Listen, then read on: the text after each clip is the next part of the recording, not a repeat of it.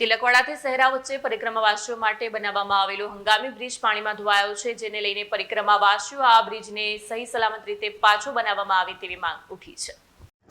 આગામી તારીખ 19 માર્ચથી ઉત્તરવાહિની નર્મદા પરિક્રમાનો પ્રારંભ થવા જઈ રહ્યો છે. એવી માન્યતા છે કે 21 કિલોમીટરની ઉત્તરવાહિની નર્મદા પરિક્રમા કરવાથી સમગ્ર નર્મદા પરિક્રમાનું ફળ પ્રાપ્ત થાય છે. એટલે જ ચૈત્ર મહિના દરમિયાન 21 કિલોમીટરની ઉત્તરવાહિની નર્મદા પરિક્રમા કરવા માટે દેશના ખૂણે ખૂણેથી લાખો શ્રદ્ધાળુઓ આવતા હોય છે. પરંતુ આ પરિક્રમા પૂર્ણ કરવા માટે તિલકવાડાથી શહેરાવ અને રેંગણથી રામપુરા વચ્ચે 2 વખત નર્મદા નદી પસાર કરવાની થતી હોય છે. આ વર્ષે પણ તિલકવાડાથી શહેરા વચ્ચે હંગામી બ્રિજ બનાવવાની કામગીરી પૂર્ણ થવાની તૈયારીમાં છે. પરંતુ આજરોજ સામાન્ય પાણીના પ્રવાહમાં હંગામી ધોરણે બનાવેલું બ્રિજ પાણીમાં ધોવાણ થઈ ગયું. ત્યારે નર્મદા પરિક્રમાની ગણતરીના દિવસો બાકી રહ્યા છે અને પરિક્રમા દરમિયાન લાખો શ્રદ્ધાળુઓ આવતા હોય છે. એટલે નર્મદા પરિક્રમા દરમિયાન આવી ઘટના ન બને અને પરિક્રમાવાસીઓને સરળતાથી નર્મદા પરિક્રમા પૂર્ણ કરી શકે તે માટે તિલકવાડાથી શહેરા વચ્ચે યોગ્ય ગુણવત્તા સાથે મજબૂત બ્રિજ બનાવવા માટે લોકમાંગ ઉઠી છે. વિડીયો જર્નાલિસ્ટ વસીમ મેમન સાથે સત્યા ટીવી ન્યૂઝ નર્મદા.